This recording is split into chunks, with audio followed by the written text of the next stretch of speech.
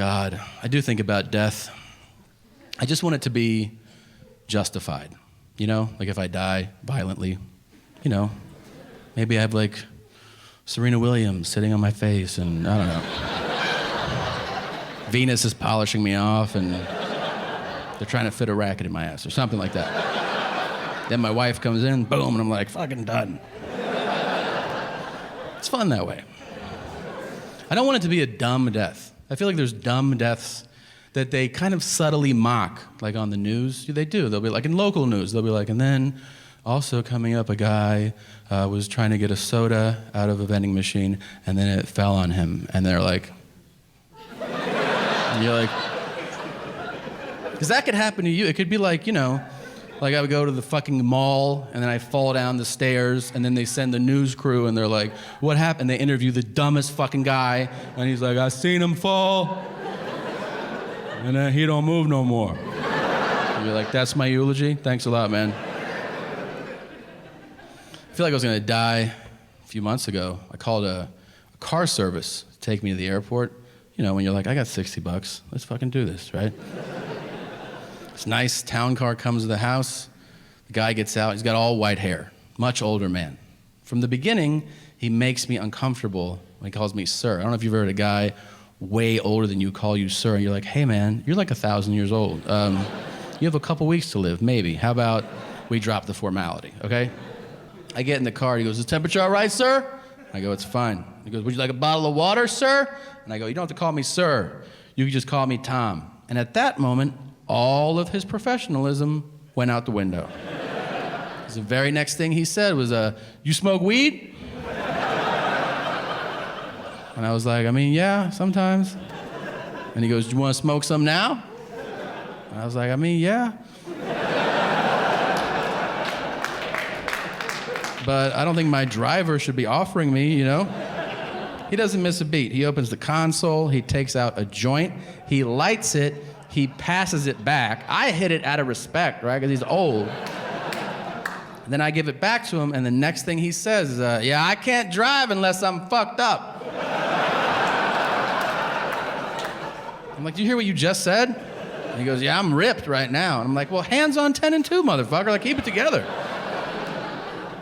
I goes, is that all you do? Smoke weed? I can handle a guy that smokes weed. He goes, well, I love it all. I'm like, what's all? That's a broad statement. He goes, I love coke, I love heroin, but there's nothing like smoking rocks. You know what I'm saying? And I was like, no, I don't know what you're saying. Mind you, this is while he's driving, so it's actually like, I love smoking rocks, man. You know, I'm like, dude, turn around. So I go, can I ask you something? He goes, yeah, what's up? I go, what's it like to smoke rocks? I've never done that before. And he goes, ooh!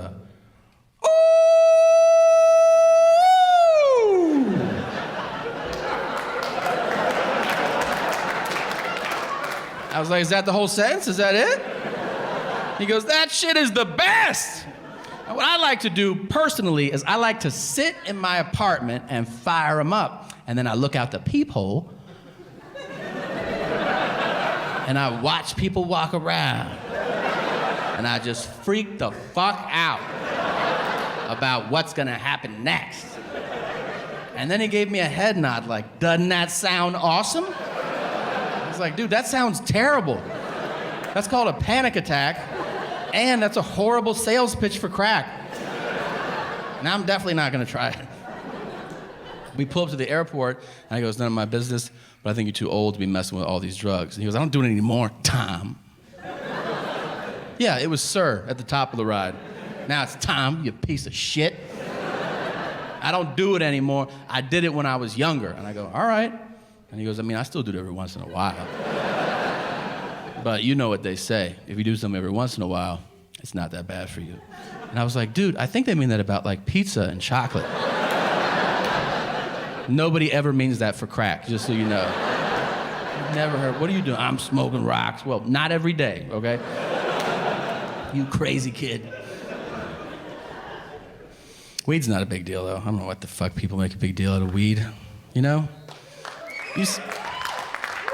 You see a change. I mean, states have it legalized. I don't know why the perception I find from other people about California they think we're like the wild fucking West. Like people, they're like, oh, you live in LA, you guys just smoke joints and tell the cops to suck your dick, right? And I'm like, yeah, that's exactly right, yeah. You should do that too when you come out. LAPD's super into that. But take your joint and flick it out and be like, suck my dick, man. They'll laugh and high five you, it's funny. It's so different. I mean, first of all right, let's be clear. If you get a medical card, one of the things that people don't know, they have expiration dates on them, and you have to renew your card all the time. And it's not what you think. It's not exactly the easiest thing. You have to get in your car, you have to drive down to a place. That's it. That's all you gotta do is get down there. It takes like 5 minutes. But my card expired 3 years ago. I still haven't renewed it. I tried to go to a dispensary a few weeks ago, and there's 2 rooms. There's the room they check you out in, they check your stuff, and then there's the main room with all the goodies, right? And the guy took my card, and he goes, dude, I can't let you in. Your card expired 3 years ago. And I was like, come on, man. And he was like, all right. I was like, wow, I'm a really good negotiator, huh? I didn't realize, well, once you put it like that, yeah.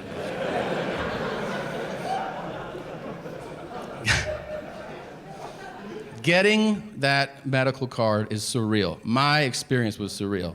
I went to a doctor's office, and it's not Dr. Dickhead that I was telling you about. This is a different doctor. He's a doctor because he got a business card, and he put DR period on it. His office was such a piece of shit that you could hear the conversation going on between the doctor and the patient ahead of you, which is never supposed to happen. So as I'm waiting for my turn to go in, I'm waiting and I hear the doctor go, oh, what is your medical need for marijuana? And the guy in there goes, oh, I have a bone disease. And I was like, oh shit, I don't have a bone disease. Like, I thought you could just be like, weed's awesome. And he'd be like, yeah, I fucking know, man. Like,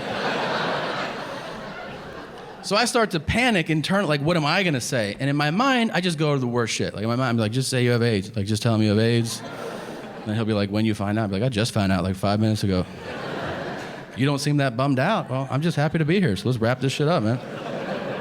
For some reason, I picture him asking me to prove it, which they would never be like, prove it. And you're like, oh, I left my AIDS card at home, I don't have it on me. Then I go, that's way too dramatic. Just dial it back. I'm like, I'll just say I have cancer. That's much more believable.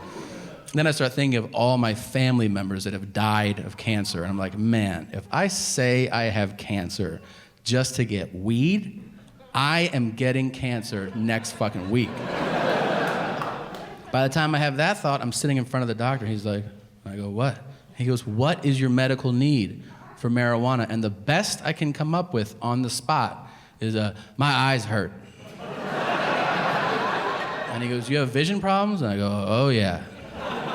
And he goes, you don't wear glasses? And I go, can't. Hurts. Everything hurts. Ow, ow. Ow, ow. He writes me a prescription. I go to leave. As I leave, I see the guy who's going in next. And I don't know why I think it's gonna be funny to listen. Because I think he's not gonna get it. And I'll tell you why. I completely judge the guy. Because the guy's your typical LA Cholo Mexican gangbanger, okay? It's a very specific look. You've seen movies, you know what the fuck I'm talking about. It's khaki Dickies with an oversized white t-shirt, Chuck Taylors, an LA hat, and also an LA tat in like this general area here. So it's like, oh, if I lose my hat, I still have my favorite team right fucking here. So I listen at the door, I'm like, ha. And I hear the doctor go, what is your medical need for marijuana? And the guy goes, I just really like the way the weed makes me feel. And then the doctor wrote him a prescription for that. Yeah, you don't have to lie. You can just be like, weed's awesome. And he's like, yeah, I fucking know. I feel sorry for all the people with diseases that keep coming in here, man. The last dude's eyes didn't even work. It was sad.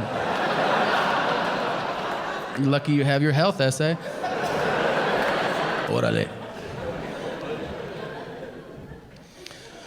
I like being married. I do. You see a lot of comics, you go to shows, and they'll be like, I love getting out of the house just so I can get away from that bitch. And you're like, wow, sounds like you married a real fucking asshole, man. That's awesome. I like it. You know the best part about being married is? You get to stop pretending. And that's what fucking dating is. It's an act. You're on Broadway. For however long you're dating, you're doing an act. And it looks exhausting. This way, if you're dating, you've ever been out in public and you see married people look at you like this, and you're like, what the fuck are they looking at? They're tired for you. It's an act, and it's exhausting. You see it all. Dating is a guy going, just so you know, I'm this guy. And the girl's like, well, just so you know, I am this girl. And then you get married, and you're like, so can we knock this shit off? And she goes, I hope so, because I got to fart pretty bad. I've actually had to fart for like 4 years. Let that fart out. Sexually liberating to get married. It is. It really is, especially for men, because here's what happens. When you start dating somebody, you know your first thing is like, all right, you see the girl and you're like, I want to get in there. That would be, or however you phrase it in your head. All right. Right? And then you go on a few dates, and as you get closer to the act, the magical act happening, a lot of times a woman will ask a guy, she'll be like, oh, so like, what are you into? What do you like? And this is when a man's brain goes, don't scare her. You could fuck this up for us. So we lie to you, and we're like, oh, I like to hold hands, and I like if you go on my neck, that's cool. Then you get married, and you're like, I want you to yank on my ball bag like you're stuck at sea, and this is the only motor that's gonna take you home.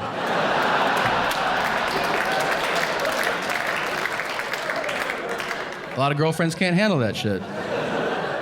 Girlfriends will be like, oh, what? But a wife will go, that it? And you're like, oh yeah, I get you for like 50 years. She's like, yeah, I'll spit butter in your ass, whatever you want, man.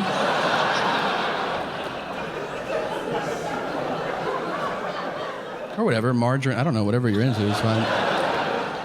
Olive oil. You find the longer you're with somebody, you're like, everybody has something.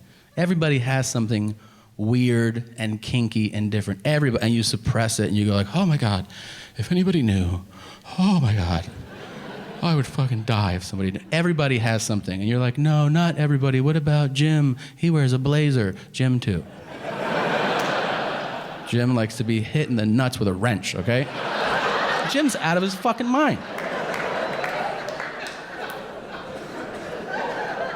I tour the country. I ask people all the time. I hear shit, you cannot make this. I was at a show, I asked people in the audience, like, what's your fucking craziest thing? And a lady in the front row, she goes, I have one. And I go, what is it? And she goes, oh, never mind.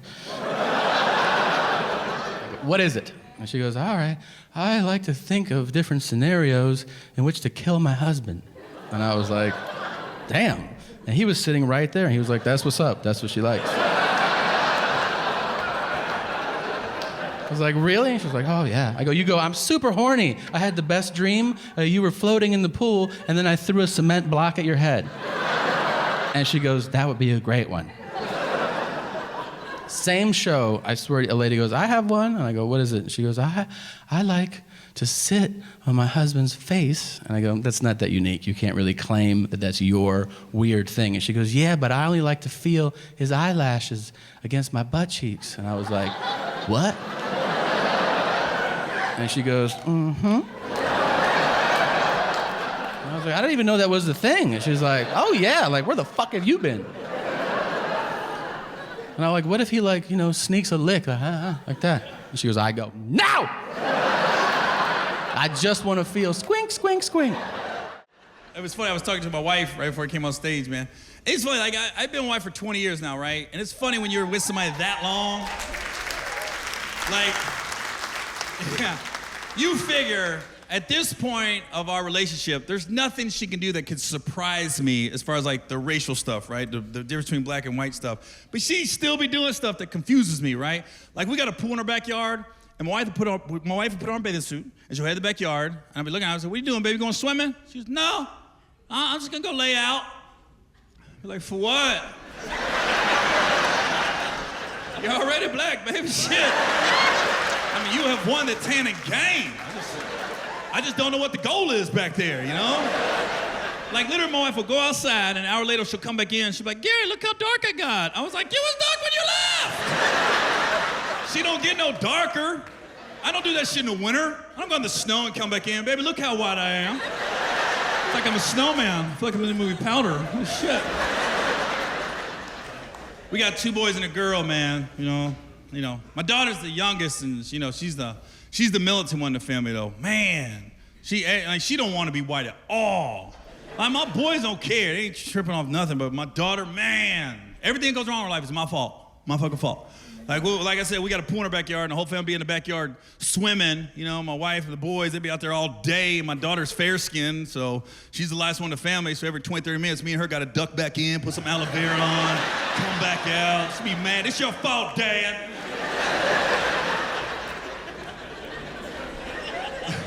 Like, I already know when my daughter gets to college, she gonna be leading all the protesters and all the marches, you know? Goddamn, I call her Kennedy Kaepernick. Jesus Christ. She's serious with her shit, you know? Like, my daughter got mad at me last year because I stood up during the national anthem. She goes, you just gonna stand? I go, it's the 7th grade volleyball game. Let's break it down just a little bit, okay? God damn, there's 18 people in a junior high gym, okay? Like, my daughter's never watched NFL football in her life, never watched a game. All of a sudden, all the Kaepernick stuff's been going on. Here comes my daughter. Hey, Dad, you watch NFL football? I go, fuck yeah, I'm watching it. She goes, oh, I can't believe you. I'm not watching another game with Colin Kaepernick's back in the league. I can't believe he ain't gonna stick with me. I was like, oh, fuck. All right, I won't watch it on Tuesdays and Wednesdays. She ain't even know. She ain't know. I appreciate that, Dad. Hey, we in this family together, baby.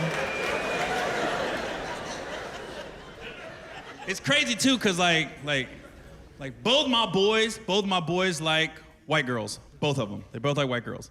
But my daughter likes black guys.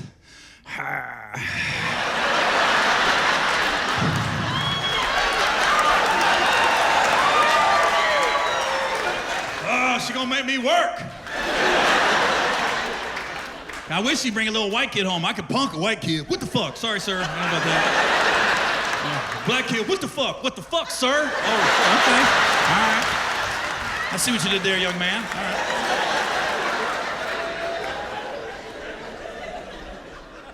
Like, my daughter went to her first homecoming dance last year, right? You know? Big ass brother asked her out too. Big ass brother. I mean, this kid was 6'7", 270, 15 years old. That ain't normal, right? But I will say this, the young man that took my daughter to homecoming, his parents are raising him right, because his mom and dad made him call me to ask permission to take my daughter to homecoming, so I wasn't mad about that. It still was a weird phone conversation, you know, because the kid's 15, his voice is deeper than mine, you know? Answer the phone, I was like, hello? Mr. Owen? The fuck? Yeah? Yeah, this PJ? I really want to take your daughter to homecoming. I was looking at my daughter like, who is this green mile motherfucker on the phone?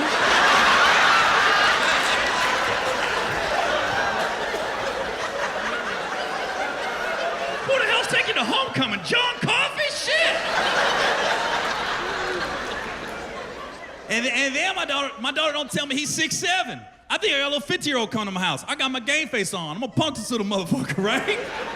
And as soon as he opened the door, I was like, what the, you ain't tell me he was this tall! Then he walked in the house and tried to build some kind of rapport with me, you know? Mr. Owen, I just want you to know, sir, I think you're really funny. I said, ain't no funny around here, motherfucker. He my ass. I know what the fuck you want, young man. Because everybody knows how horny teenage boys are. Shit, my 17-year-old son, that little horny motherfucker, man. My 17-year-old son cannot keep his hand off his dick all day. Like, he got a tambourine attached to that shit. Be up in the morning, pouring cereal. Morning, Dad!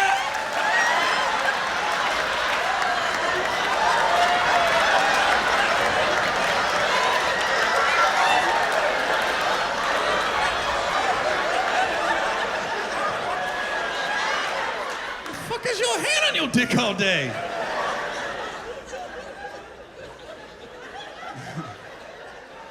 I'll tell you, I finally pulled my 17-year-old son aside, and I just asked him. I said, "Hey, man, let me ask you a serious question, okay? Are you leaving yourself open to dating black girls, or it's just white?" He goes, I think it's just white. I was like, okay. Why you think that is, son? Why you think that is? He said, Dad, I never met a black girl prettier than Mom. I said, yeah, that's why I fuck her. I ain't say that. Hashtag doing what I do. I'm lying. I ain't say that shit. I guess I just thought, with my kids, I thought one of my boys take after me. I thought one of my boys date a black girl. I both like white girls. It's fine, it's cool. I don't care. As long as everybody's cool, I don't care who they date. But I guess for me, I just knew at an early age, I had a thing for black girls. I knew it, man. Because I didn't grow up around a lot of black people. I didn't. My school had like 2 black girls in it. Lily and Shauna. That was it,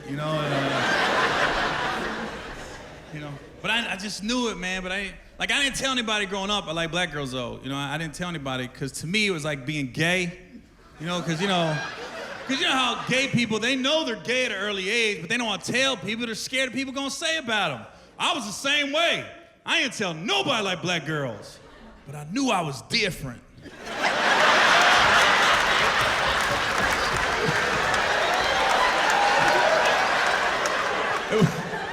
And listen, I want to be very clear. When I say I like black girls, this is not a put down to white ladies, Latino ladies, Asian ladies. No. There's beautiful women everywhere. It's not like that. It's just I don't know, something going on, man. I don't know what it is.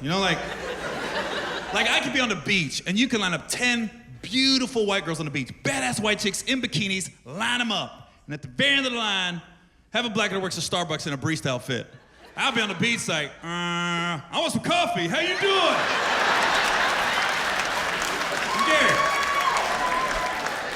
You want cream in that? No, black like you, baby. You want a cream in my coffee? And here comes my son. I'll take that cream, Dad. Come on, Dad. Let me get that cream, Dad. Get that cream for me. Okay, my son wants the cream. Put white cracker bread on the cup, please. I guess I'm always just a little taken back by not a lot. Just how some white people just don't realize what you can and cannot say about black people. Like I'm around black people a lot. Honestly, it's pretty easy what you can and cannot say, Like you can't say what Roseanne said on Twitter. I'm not gonna repeat it. You can't say that, You can't say the M word. That's obvious, Just some white people won't let that word go. They just won't let it go, Why can't we say it? It's just a word. Why can't we say it? They be looking at me like I know the answer and shit. Gary, why can't we say it? I don't know, that's the rules. I got bigger shit to worry about than that one goddamn word. Hell, I watch that spelling bee on ESPN every year. There's a lot of goddamn words out there we ain't using. Use one of them motherfuckers once in a while. There's so many words just sitting in the dictionary right now unused. Because I'm the only white person in my house. I hear the M word every day, room to room. Just ding, ding, ding, ding, ding, ding, ding, ding, ding, ding, ding. I still can't say it. And I'm paying the goddamn mortgage. That's just the rules. Yo, that'd be crazy if black people change the rules one day. Just black people come out, all right, we don't give a shit, you can say it now. You'd have white guys walking around, hear the news. Yeah. Black people said we're allowed to say the M-word, we're clear, we're good, we're allowed to say it. Are you fucking shitting me right now? Nah, we're approved. We're allowed. We can say it. We'll say it. Fuck that. You say it first. I ain't gonna lie though. Sometimes when me and my wife are having sex, she calls me the M-word. It makes me feel good. It does, man. I be sitting there like, what the fuck you say? I be in the bathroom afterwards flexing up. What the fuck? Be calling all my friends up. You ain't gonna believe what the fuck my wife called me. What she call you? Can't tell you. But she said it. For the people that are in relationships and your girl wants kids and you don't want kids, I got a really great way out of this. Men, you need to learn how to fake orgasms. Trust me. Sperm face, do you have,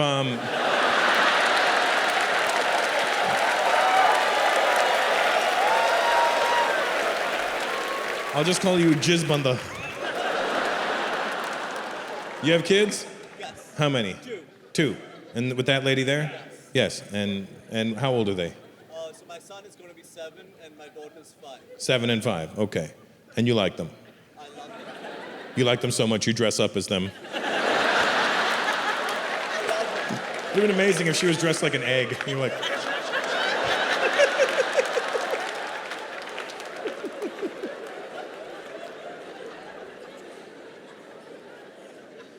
Men need to learn how to fake orgasms. That's their way around having kids.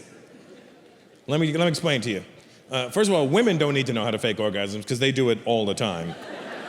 And women don't fake orgasms because they can't have them. Women fake orgasms because men are fucking idiots. Because here's the problem with men. We either don't pay enough attention to a woman or we fixate on one spot. We're like,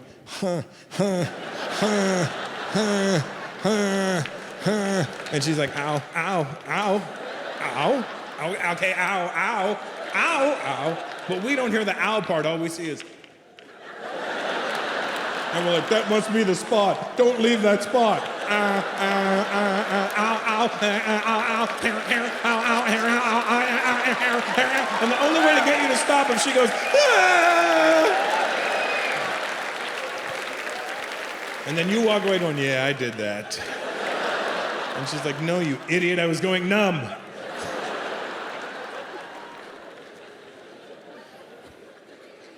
You need to learn how to fake an orgasm. Priyag, let me show you how. So when it comes to faking an orgasm with a woman, it's very technical. I've made up a list of suggestions. I recommend, if you're gonna fake an orgasm with a woman, you should be behind her.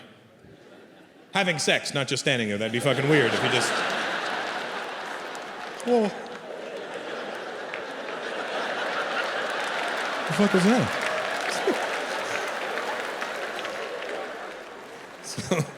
So you should be behind her having sex with her at the same time, yeah. I recommend you're behind the woman because when you're behind a woman, it's easier to fake. It's harder for them to check your work. Because when you're behind a woman, very rarely does a woman turn around and go, you good? Never. Because you know why? It's not an attractive angle. Women don't want to look like, ah. So when you're behind them, it's like a horse in a race. Just you never see a horse going.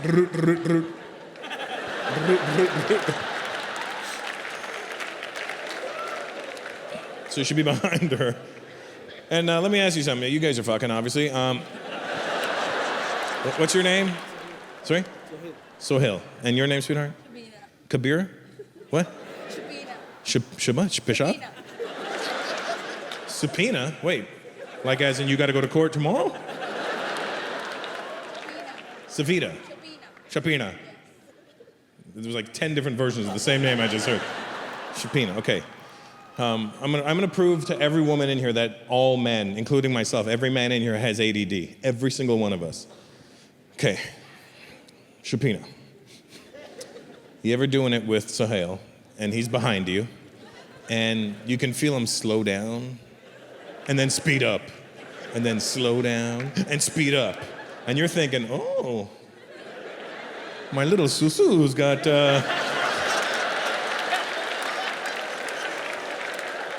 my little Susu has moves. Let me tell you something. That's not what it is. Let me tell you what happened. It's ADD. That's exactly what the fuck happened. Here's what happens, ladies. We get behind you. We're good for the first 2 strokes, and then after that, ADD. We're like this. Yeah. All right.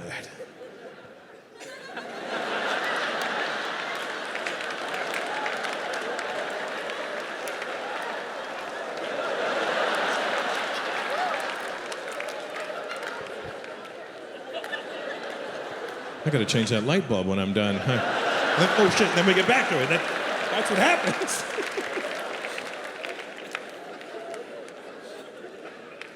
Okay, Priyag, pay attention, bastard. Hello. So, when it comes to faking the orgasm, you don't have to do anything crazy, all right?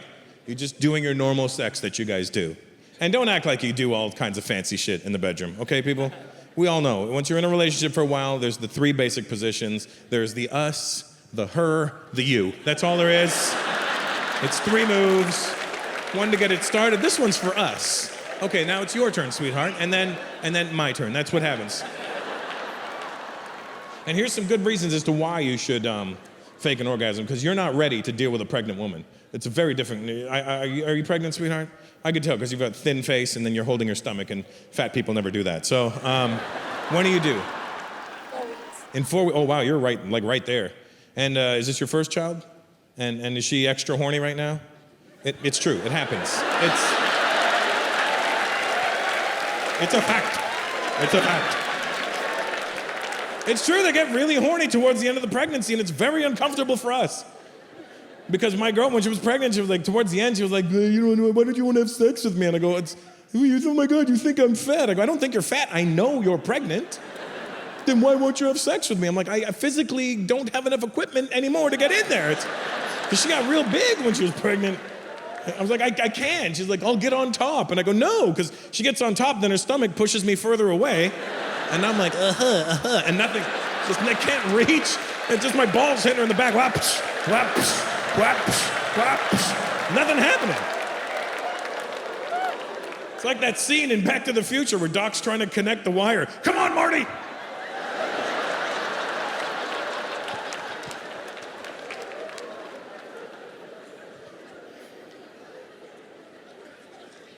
Okay, so you're doing your 3 positions, right? You start regular lovemaking day. You know, you do us, her, and now it's on to you.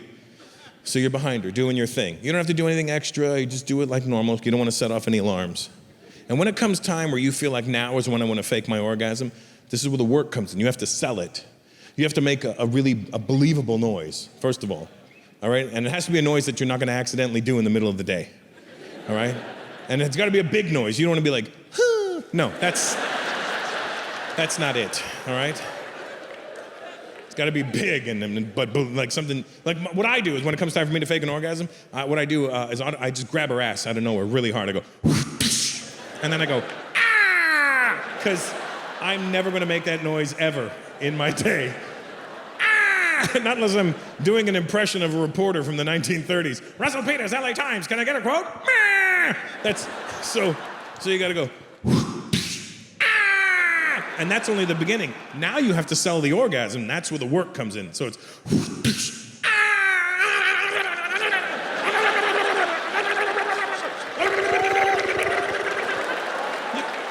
you literally have to act like her vagina is electrocuting you. And then when you're done, you just collapse. You die. You fall over.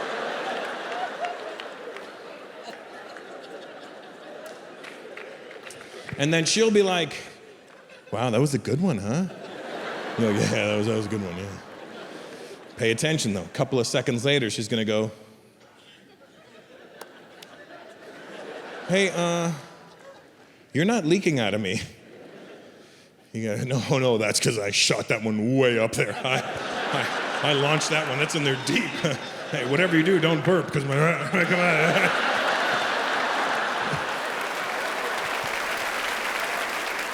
My advice to anybody, if you're going to have kids, have a daughter. Daughters are the best. They really are. I have my daughter, and I have a son. He's a month and a half old. He's brand new, so he's not very smart yet. But I don't think he's going to get much smarter. He's not, boy, he's dumb. Boy, this kid's fucking dumb. Like, you know, when they're that small, like everything is a tit that comes to his face.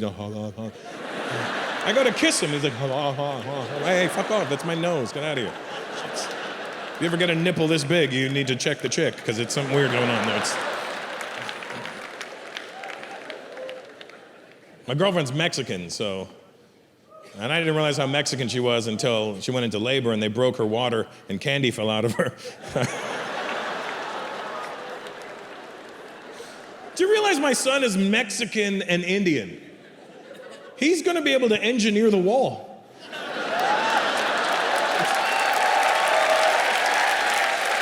And hop it.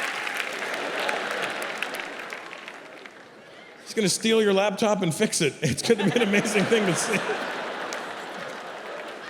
Well, there we are in Madras, and the promoter meets us at the airport. He's like, hello, Russell. I go, hi, I'm Russell. He goes, this is your driver? And I go, hey, buddy, I'm Russell. He goes, hello, sir, I'm Nagalingam. I said, what happened? I said, I am Nagalingam. I said, I don't know what you're saying. That isn't my name, sir. What is your name? Nagalingam. I said, we're gonna need to work on this because I don't know that I'll be able to say that. Please, sir, everyone just calls me Naga. I said, ooh, I gotta be honest with you, I grew up with black people, and I'm a little uncomfortable with your name, I gotta be honest with you. He goes, please, sir, everyone, please, just call me Naga. I said, all right. So we start driving, right? And I see this mall coming up in the distance, and I'm like, ooh, I need to get something. So I'm trying to get the driver's attention. I'm like, yo, hello. Excuse me, bastard G. Hello. Yo, my Naga. Can we stop at that mall for a second? He goes, no, sir, we must continue to the venue. I was like, Naga, please. Just then, this guy cuts him off, and he loses his shit. And I was like, yo, this Naga's crazy, right? Right then, my mom calls me, and she's like, where are you? I said, I'm in Madras. She goes, oh, that's great.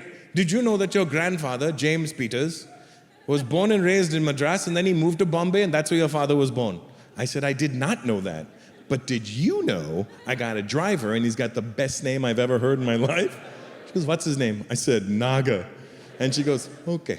I said, Mom, isn't that funny? She said, no, why is it funny? I go, what do you mean, why is it funny? Mom, his name's Naga. You know, like, Naga what? Naga who? And if you don't know, now you know. Naga. She goes, son, that's not funny. Naga just means snake. It does? What's his last name? I said, Lingam. She goes, oh my God, that's funny. I said, why is that funny? That means penis. What? Wait, this guy's name is Snake Penis? This is a very common name in the South. What? There are many Snake Peni down here? You can't just name your kid Snake Penis and send him out in the world? It's not like he's living in America with a name like Nagalingam where nobody knows what it means. You all know what the fuck his name means! If you know that this Nagalingam had to have had an arranged marriage. And it was one of those hardcore arranged marriages where he never met the girl till the day of the wedding. Even he got to the wedding, he's like, which one is she? Okay, got it, good, yes. They have the wedding, they have the reception, everybody has a wonderful time. Nagalingam and his new wife go back to the hotel room for the first time. They're alone, it's uncomfortable. He walks in the bedroom. So, I guess you've heard. Would you like to see it? And she goes, okay. He pulls out a flute.